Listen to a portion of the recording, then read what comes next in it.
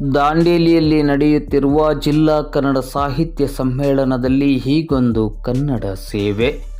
ಸುಮುಖ ಪ್ರಕಾಶನದಿಂದ ಇಷ್ಟ ಬಂದಷ್ಟು ಹಣ ಕೊಡಿ, ಪುಸ್ತಕ ತೆಗೆದುಕೊಳ್ಳಿ ಅಭಿಯಾನ. ದಾಂಡೇಲಿ ನಗರದ ಹಳೆ ನಗರಸಭೆಯ ಮೈದಾನದಲ್ಲಿ ನಡೆಯುತ್ತಿರುವ ಜಿಲ್ಲಾ ಕನ್ನಡ ಸಾಹಿತ್ಯ ಸಮ್ಮೇಳನದ ಮಳಿಗೆಗಳಲ್ಲಿ, ವಿಶೇಷವಾಗಿ ಹೊನ್ನಾವರದ ಸುಮುಖ ಪ್ರಕಾಶನದವರ ಪುಸ್ತಕ ಪ್ರದರ್ಶನ ಮತ್ತು ಮಾರಾಟ ಮಳಿಗೆಯಲ್ಲಿ ನೀವು ಯಾವುದೇ ಪುಸ್ತಕವನ್ನು ತೆಗೆದುಕೊಳ್ಳಿ, ಆದರೆ ಇಲ್ಲಿ ಪುಸ್ತಕಗಳಿಗೆ ಕ್ರಯ ಇಲ್ಲ. ಇಷ್ಟ ಬಂದಷ್ಟು ಹಣ ಕೊಡಿ, ಪುಸ್ತಕವನ್ನು ಪ್ರೀತಿಸಿ, ಓದುವ ಸಂಸ್ಕಾರ ಬೆಳೆಸಿರಿ ಎಂಬ ಉದಾತ್ತವಾದ ಕನ್ನಡ ಪ್ರೇಮದೊಂದಿಗೆ ಪುಸ್ತಕ ಪ್ರದರ್ಶನ ಮತ್ತು ಮಾರಾಟ ಅಭಿಯಾನ ಕಾರ್ಯಕ್ರಮವನ್ನು ಹಮ್ಮಿಕೊಳ್ಳಲಾಗಿದೆ. ಸುಮುಖ ಪ್ರಕಾಶನದ ಸುಮುಖಾನಂದ ಚಲುವಳ್ಳಿಯವರು ತಮ್ಮ ಕನ್ನಡದ ಪ್ರೇಮವನ್ನು ನಿಮ್ಮ ಸಂದೇಶ್ ನ್ಯೂಸ್ 9 ಜೊತೆ ಅಭಿವ್ಯಕ್ತಪಡಿಸಿದ್ದು ಹೀಗೆ. ಸರ್, ತಮ್ಮ ಹೆಸರು? ನನ್ನ ಹೆಸರು ಸುಮುಖಾನಂದ ಜಲವಳ್ಳಿ ಅಂತ. ಸುಮುಖ ಪ್ರಕಾಶನ. ನಮ್ಮ ಸುಮುಖ ಪ್ರಕಾಶನ. ಏನಿದು, ಇಲ್ಲಿ ಪುಸ್ತಕಗಳಿಗೆ ಕ್ರಯ ಇಲ್ಲ, ಯಾವುದೇ ಪುಸ್ತಕ ತೆಗೆದುಕೊಳ್ಳಿ, ಇಷ್ಟ ಬಂದಷ್ಟು ಹಣ ಕೊಡಿ, ಪುಸ್ತಕ ಪ್ರೀತಿ, ಓದುವ ಸಂಸ್ಕಾರ ಬೆಳೆಸರಿ ಅಂತ ಹೇಳಿ ಒಂದು ಬಹಳ ಪ್ರೇರಣಾದಾಯಿ ಫಲಕವನ್ನು ಹಾಕಿದ್ದೀರಿ. ಏನು ಸರ್ ಇದರ ಉದ್ದೇಶ? ಉದ್ದೇಶ ಅಂತಂದರೆ, ಈಗ ಪುಸ್ತಕದ ಪ್ರಿಂಟಿಂಗ್ ಚಾರ್ಜ್ ಇದೆಯಲ್ಲ, ತುಂಬ ಕಾಸ್ಟ್ಲಿ ಆಗ್ತಾ ಉಂಟು. ನಾವು ಪುಸ್ತಕಕ್ಕೆ ದರವನ್ನು ಕೂಡ ಅದೇ ಮಟ್ಟದಲ್ಲಿ ಇಡಬೇಕಾಗ್ತದೆ. ಆದರೆ ಅನೇಕರಿಗೆ ಪುಸ್ತಕ ಬೇಕು ಅಂತ ಅನ್ನಿಸ್ತದೆ, ಆದರೆ ಅವರಿಗೆ ದರ ಜಾಸ್ತಿಯಾಗಿ ಆ ಪುಸ್ತಕವನ್ನು ತೆಗೆದುಕೊಳ್ಳದೇ ಇರುವಂಥ ಸಂದರ್ಭಗಳನ್ನು ನಾವು ನೋಡಿದ್ದೇವೆ. ಅದಕ್ಕಾಗಿ ಪುಸ್ತಕ ನಾವು ಕ್ರಯ ಅಂತ ಅದಕ್ಕೆ ಇದ್ರೂ ಕೂಡ ಈ ಸಂದರ್ಭದಲ್ಲಿ ಬೇಕಾದ ಪುಸ್ತಕವನ್ನು ಬೇಕಾದವರು ತೆಗೆದುಕೊಳ್ಳಿ, ಅವರಿಗೆ ಇಷ್ಟ ಬಂದಷ್ಟು ಹಣವನ್ನು ಕೊಡಲಿ ಅಂತ ಅಷ್ಟೇ. ಅದಕ್ಕೆ ಬೆಲೆಯನ್ನು ನಾವು ನಿಗದಿ ಮಾಡಿಲ್ಲ.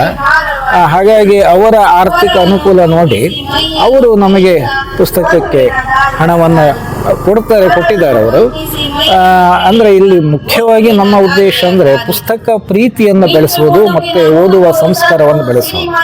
ಇವತ್ತು ಏನಾಗಿದೆ ಅಂದರೆ, ಮಕ್ಕಳಲ್ಲಿ ಅಥವಾ ದೊಡ್ಡವರಲ್ಲಿಯೂ ಕೂಡ ಪುಸ್ತಕದ ಪ್ರೀತಿ ಬಹಳ ಕಡಿಮೆ ಆಗ್ತಾ ಇದೆ. ಅದು ಇವತ್ತು ಅವನ್ನೆಲ್ಲ ಏನು ಇವು ಮೊಬೈಲ್ ಯುಗ ಅಂತ ನಾವು ಕರೀತಾ ಇದ್ದೇವಲ್ಲ, ಪ್ರತಿಯೊಬ್ಬರ ವಿದ್ಯಾರ್ಥಿ ಮಕ್ಕಳ ಕೈಯಲ್ಲಿ ನೋಡಿ ನೀವು ಮೊಬೈಲನ್ನು ನಾವು ಕಾಣ್ತೇವೆ. ಪುಸ್ತಕವನ್ನು ಓದುವುದಿಲ್ಲ, ಪುಸ್ತಕದ ಪ್ರೀತಿ ಇಲ್ಲ. ಪುಸ್ತಕ ಇವತ್ತು ಶಾಲೆಯಲ್ಲಿಯೂ ಕೂಡ ಪುಸ್ತಕ ಪ್ರೀತಿ ಬೆಳೆಸುವಂತಹ ಏನು ವಿದ್ಯಾಭ್ಯಾಸ ಕ್ರಮ ಇವತ್ತು ಕೂಡ ನಾವು ಕಾಣ್ತಾ ಇಲ್ಲ. ಅಲ್ಲಿ ಏನಂದರೆ ಕೇವಲ ಪರೀಕ್ಷಾ ಪ್ರಧಾನ, ಪರೀಕ್ಷೆಯಾಗಿ ಮಕ್ಕಳನ್ನು ತಯಾರಿ ಮಾಡ್ತಾ ಇದ್ದಾರೆ ಹೊರತು ಸಾಹಿತ್ಯಿಕವಾಗಿ ಸಾಂಸ್ಕೃತಿಕವಾಗಿ ಮಕ್ಕಳು ಇವತ್ತು ಶಾಲೆಯಲ್ಲಿ ರೂಪುಗೊಳ್ತಾ ಇಲ್ಲ. ಹೀಗೆಲ್ಲ ನಾನಾ ರೀತಿಯ ಕೆಲವು ಅಡೆತಡೆಗಳು ನಮ್ಮಲ್ಲಿ ಸಾಹಿತ್ಯಿಕವಾಗಿಯೇ ಇದೆ. ಸಾಹಿತ್ಯ ಅನ್ನುವಂಥದ್ದು ಅದು ಇಡೀ ನಮ್ಮ ಬದುಕಿಗೆ ಸಂಬಂಧಪಟ್ಟಿದ್ದು. ಸಾಹಿತ್ಯ ಎಲ್ಲವರಿಗೂ ಬೇಕು. ನಮ್ಮ ಮಕ್ಕಳಲ್ಲಿ ಸಾಹಿತ್ಯ ಸಂಸ್ಕಾರವನ್ನು ಚಿಕ್ಕಂದಿನಿಂದಲೇ ನಾವು ಬೆಳೆಸಬೇಕಾದಂಥ ಅಗತ್ಯ ಇದೆ. ದೊಡ್ಡವರಿಗೂ ಕೂಡ ಸಾಹಿತ್ಯ ಬೇಕು. ಸಾಹಿತ್ಯ ಎಲ್ಲವೂ ರಚನೆ ಮಾಡದೇ ಇರಬಹುದು, ಆದರೆ ಸಾಹಿತ್ಯ ಮಾತ್ರ ಎಲ್ಲವರಿಗೂ ಅದು ಅಗತ್ಯ. ಯಾಕೆಂದರೆ ಜೀವನವನ್ನು, ಅದು ಬದುಕನ್ನು ಹೇಗೆ ನಾವು ನಿರ್ಮಿಸಿಕೊಳ್ಳಬೇಕು, ಅದು ಬದುಕಿನ ಸತ್ಯ ಯಾವುದು ಅಂತ ತೋರಿಸಿಕೊಡುವಂಥ ಶಕ್ತಿ ಇರೋದು ಅದು ಸಾಹಿತ್ಯಕ್ಕೆ ಮಾತ್ರ.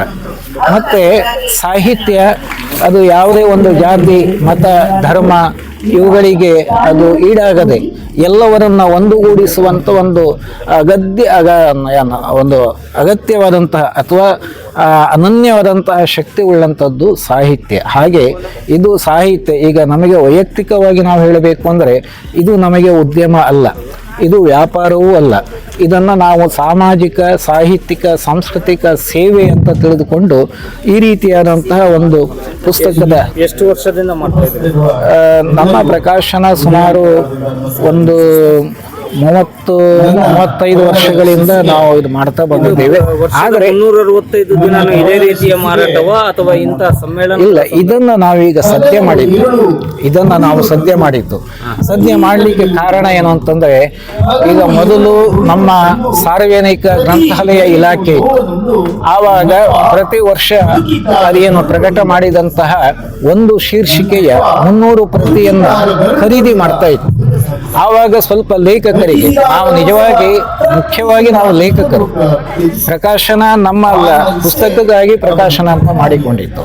ಸರ್ಕಾರ ಖರೀದಿ ಮಾಡುವಾಗ ಆವಾಗ ನಮ್ಮಂತ ಲೇಖಕರಿಗೆ ಬಹಳ ಅನುಕೂಲ ಆಗ್ತಿತ್ತು. 300 ಪ್ರತಿಯನ್ನ ಅವರು ಖರೀದಿ ಮಾಡ್ತಾ ಇದ್ರು.